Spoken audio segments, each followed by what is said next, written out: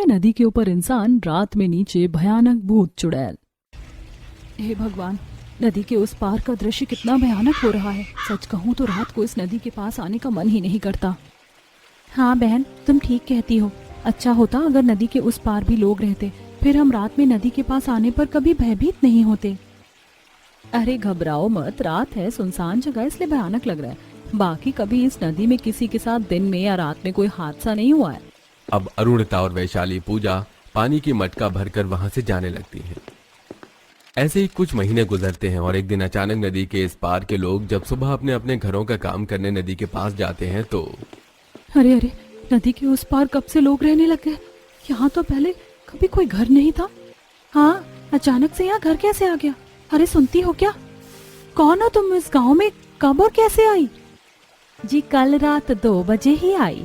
दरअसल मैं जहाँ रहती थी उस गांव में बाढ़ आ गई और बाढ़ में हमारा घर डूब गया। छोटे छोटे बच्चों को लेकर सारी रात भटकने के बाद हमें यहाँ एक जगह मिली जहाँ हमने अपने लिए एक फूस का घर तैयार किया। चलो अच्छी बात है, हमें अच्छा लगा कि अब नदी के उस पार भी कोई रहेगा। इतना कहने के बाद सभी औरतें नदी के पास बैठकर झूठे बर्तन, गंदे कपड़े, छोटे छोटे बच्चों को नहलाने लगती हैं। गांव के लोग उस नए परिवार को देखकर बहुत खुश थे। देखते देखते रात होती है। चलिए आप लोगों ने खाना खा लिया, मैं जाकर जूठे बर्तन नदी में धोआती हूँ। पूजा हाथ में झूठे बर्तनों को लेकर घर के बाहर जाती है तो वो देखती है कि पड़ोस की संध्या भी अपने एक हाथ में लैंप, दूसरे में मटका लेकर खड़ी है। अरे तुम भी नदी के पास जा रही हो? हाँ मैं भी जा रही हूँ। अच्छा हुआ तुम भी मिल गई, चलो साथ चलते हैं। अब संध्या और पूजा नदी के पास आती हैं। ये भगवान, नदी के पास से कितनी भयानक आवाजें आ रही हैं। अरे चुप करो, मुझे डराओ मत। चलो फटाफट तुम बर्तन धो लो और मैं भी मटके में पानी भर लेती हूँ। अब पूजा नदी के पास बैठकर अपने झूठे बर्तन धोने लगती है। वहीं लैंप को रखकर संध्या भी अपनी गगरी में पानी भरने लगती है कि तभी पूजा का बर्तन धोते धोते हाथ फिसलता है और एक बर्तन नदी में चला जाता है। हाय दैया, ये क्या हो गया? संध्या जरा लैंप इस तरफ दिखाओ, बर्तन अभी तैर रहा है, पानी में पकड़ लेती हूँ। अब संध्या लैंप लेकर खड़ी होती है और पूजा नदी के अंदर तैरकर अपने बर्तनों को पकड़ने की कोशिश करती है। कौन है? कौन है? क्या हुआ पूजा, तुम ठीक तो हो? संध्या मुझे बचाओ, मैं डूब रही हूँ, कोई पानी के अंदर मुझे खींच रहा है। पूजा तुम घबराओ मत, मैं देखती हूँ नदी के उस पार कोई है जो हमारी मदद कर सके। संध्या लैंप से नदी के उस पार देखती है। अरे नदी के उस पार तो कोई घर ही नहीं है और खंडहर जमीन है। वो घर कहाँ गया? और ये भयानक आवाज क्यों आ रही है वहाँ से?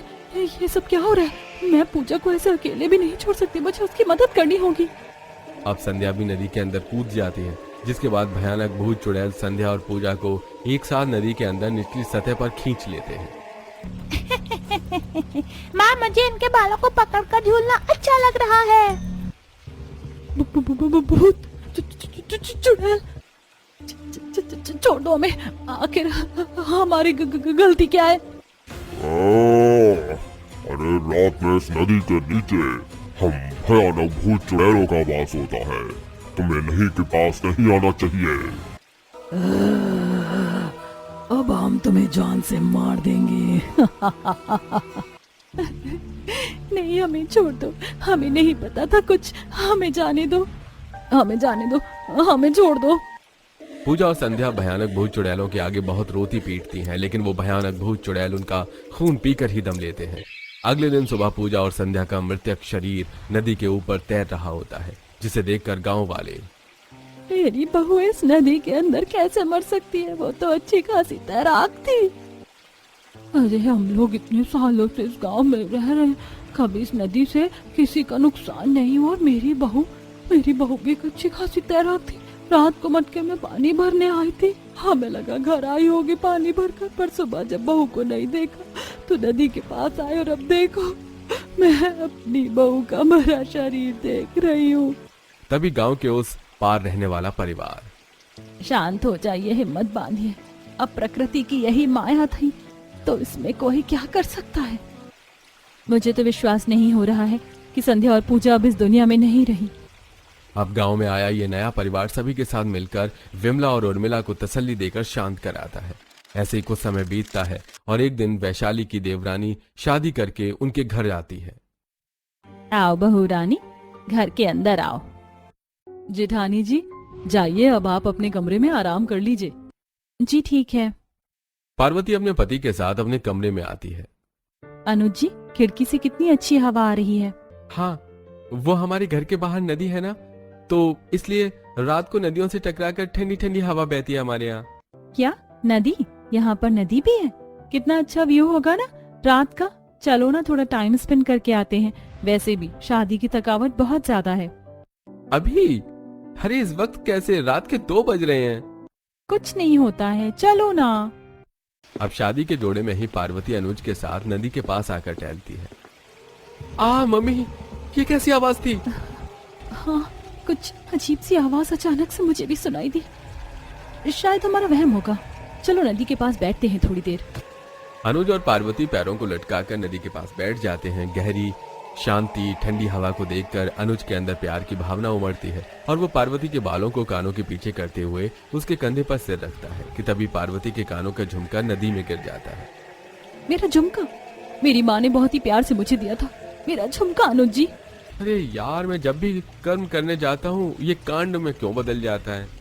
रुको, मैं कुछ करता हूँ। अनुज नदी के अंदर झांकता है। हे भगवान, ये नदी नीचे से कितनी भयानक प्रतीत हो रही है। पर जाना होगा, पार्वती का झुमका झुलाना है। अनुज नदी में कूदता है और तैरने की कोशिश करता है, लेकिन वो भयानक भूत चुड़ैल अनुज को नीचे की ओर खींच लेते हैं। आ गया एक और शिकार।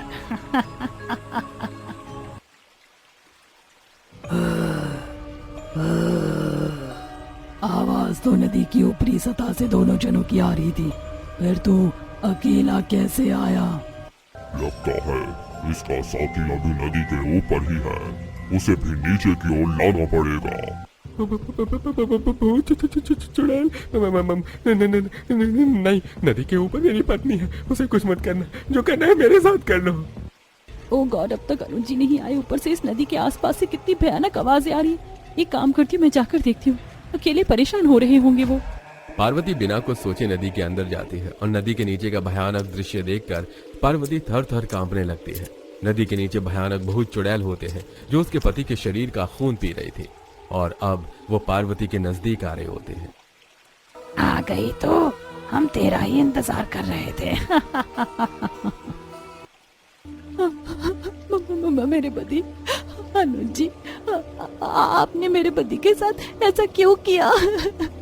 जो हश्र तेरे पति का हुआ है वही हश्र तेरा भी होगा।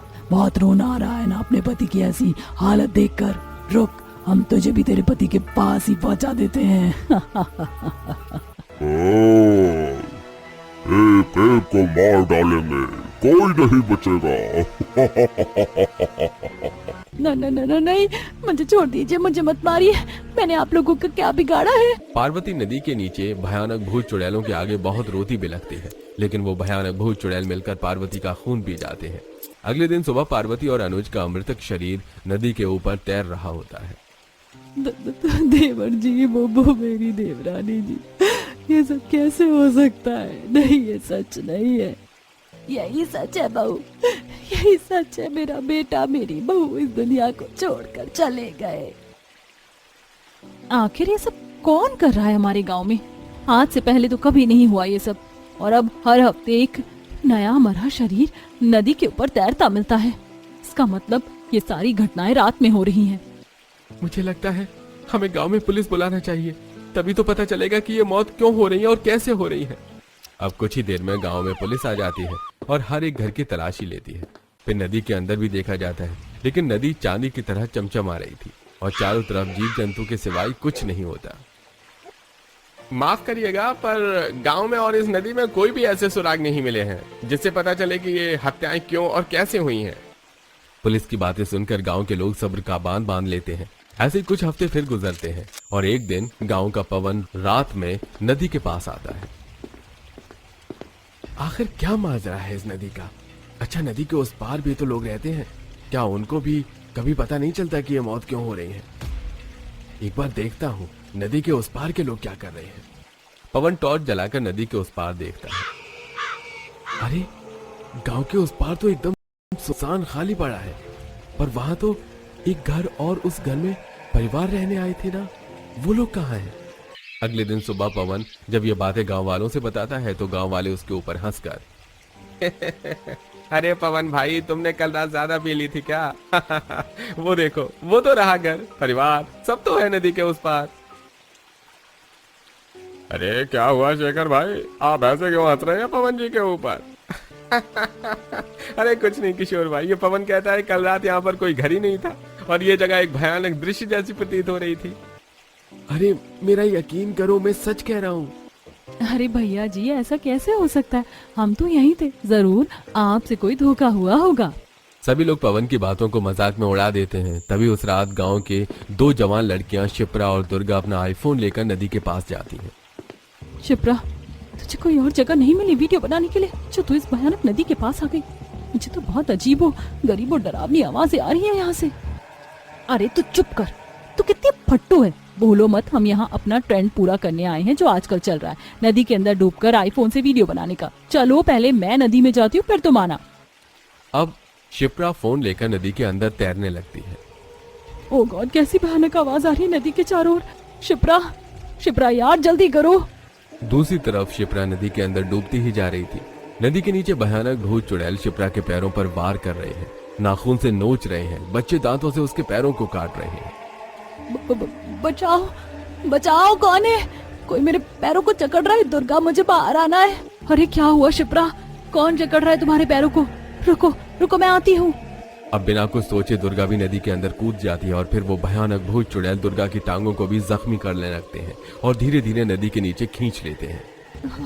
मेरे पैर, मेरे पैर छोड़ो मम्मी। चुड़ैल, अभी तो तुम्हारे पैरों को जख्मी किया है, अब बारी तुम्हारे पूरे शरीर को जख्मी होने की है। नहीं, हमें छोड़ दो, हमें जाने दो। मम्मी दीदी के पास तो फोन है, मैं तो इसमें गेम खेलूंगी। हाँ, ले लो, पर मुझे छोड़ दो।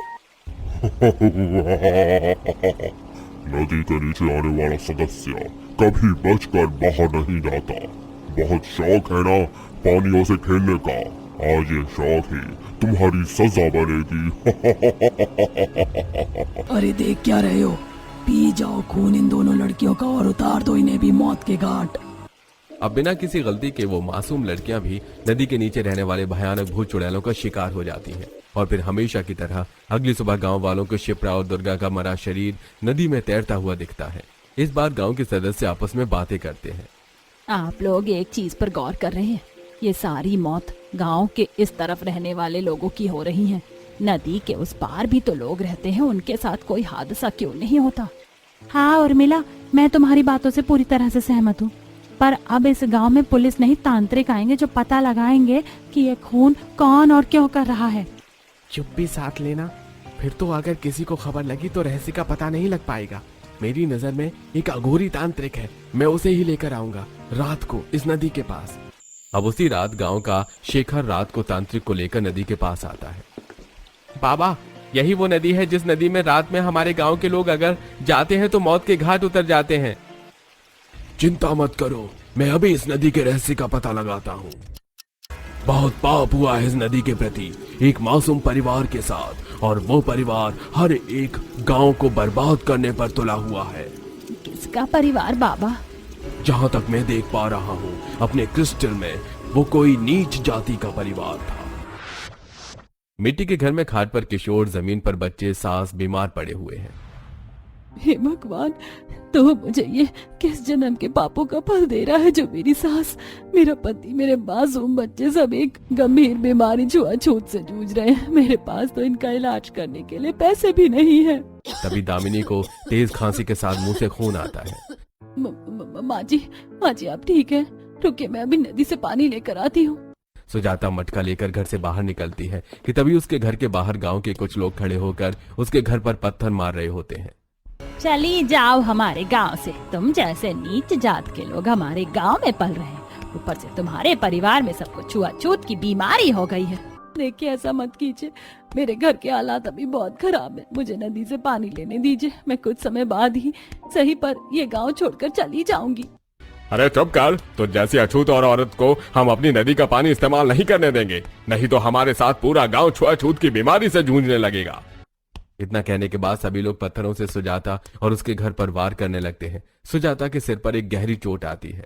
मैं आप लोगों के आगे हाथ जोड़ रही हूँ, आप लोग रुक जाइए, मैं जा रही हूँ यहाँ से। अब खुद जख्मी हुई सुजाता अपने बीमार परिवार को घर से निकालकर एक गांव से दूसरे गांव जाती है। माँ, मैं चल नहीं पा रही हूँ, एक घूंट पानी चाहिए, प्यास लगी है मुझे। रुक जा बेटी, ये दूसरा गांव है, मैं इस नदी से पानी लेती हूँ। सुजाता जैसे उस नदी से पानी लेने की कोशिश करती है कि तभी उस गांव की औरत भी सुजाता को धक्का देते हुए। अरे कौन हो तुम? तुम्हारे हालात देखकर तो लग रहा है किसी नीच जात की हो। और ये बीमार लोग कौन है? इन्हें कहीं छुआछूत की बीमारी तो नहीं? अरे इन लोगों को छुआछूत की ही बीमारी है और दूसरे गांव के लोगों ने इन्हें भगाया है और अब ये लोग यहाँ आ गए। अब ये सुनकर नदी के आसपास के लोग भी नदी के पास से पत्थर उठाकर सुजाता और उसके बीमार परिवार को मारने लगते हैं। सभी के शरीर पर गहरे जख्म के निशान बन जाते हैं। मम्मी, मेरा सर। छोड़ दो हमें, हमने आप लोगों का क्या बिगाड़ा है, बस एक घूंट पानी ही तो मांगा है। अब इसी तरह सुजाता दूसरे गांव से तीसरे गांव जाती है और वहां भी उसके साथ यही होता है। लेकिन इस बार हाथापाई तीसरे गांव की इतनी ज्यादा बढ़ जाती है कि उनके साथ कि सुजाता और उसके बीमार परिवार को वहीं भूखे प्यासे अपना दम तोड़ देते हैं। बाबा, जो भी आपने हमें बताया उस हिसाब से तो उस परिवार के साथ बहुत गलत हुआ बाबा। ऐसा तो कोई दुश्मन भी किसी के साथ नहीं करता। अब पूजा समाप्त होते ही वो भयानक भूत चुड़ैल नदी की निचली सतह से ऊपर आते हैं। मैं आप लोगों का रहस्य जान चुका हूँ। आप लोगों के साथ हुए उस क्रूरता के प्रति मैं बहुत शर्मिंदा हूँ। अब तुम कुछ भी कर लो, पर हम इस नदी को नहीं छोड़ेंगे। एक एक करके हमने हर एक गांव को बर्बाद कर दिया है और अब ये आखिरी गांव है, इसे भी हम नहीं छोड़ेंगे। नहीं, ऐसा मत करो, ये लोग निर्दोष हैं। हाँ, हमें माफ कर दीजिए, हम आपके गुनहगार नहीं हैं। ना ही हमारे अंदर नीची जाति के प्रति दुष्ट भावना है। ये गांव के लोग सही कहते हैं। मैं जानता हूँ आप लोगों की अकाल मृत्यु हुई है, वो भी बहुत ही कष्ट के साथ। लेकिन अब मैं आप लोगों को शांति दिलाना चाहता हूँ ताकि आप अपनी दुनिया में सुकून से रह सके। और रही इस जल की बात, तो अब इस जल को पीने और इस्तेमाल करने के लिए मैं खुद एक जल अभियान बनाऊंगा जिसका नाम होगा स्वच्छ जल सबका अधिकार। ठीक है, मैं तुम पर भरोसा करके यहाँ से मुक्ति की प्राप्ति करके हमेशा के लिए जा रही हूँ। लेकिन वही क्रूरता अगर मुझे फिर इस गांव में देखने को मिली तो मैं फिर आऊंगी और सबको मौत के घाट उतार दूंगी। अब तांत्रिक सभी भूत चुड़ैलों से वादा करके उन्हें मुक्त कराता है और अगले दिन सुबह जब गांव के लोग देखते हैं कि नदी के उस पार कोई घर नहीं है तो वो समझ जाते हैं कि वो घर कोई साधारण घर नहीं बल्कि भयानक भूत चुड़ैलों का घर था। लेकिन अब वो लोग इस बात से भयभीत नहीं थे क्योंकि अब उन आत्माओं को मुक्ति मिल चुकी थी। और साथ ही अब गांव के लोगों ने तांत्रिक के कहने पर नदी के आगे एक बहुत बड़ा बोर्ड लगा दिया था, स्वच्छ जल सबका अधिकार, जिससे हर जाति के लोग उस पानी का इस्तेमाल कर पाते थे।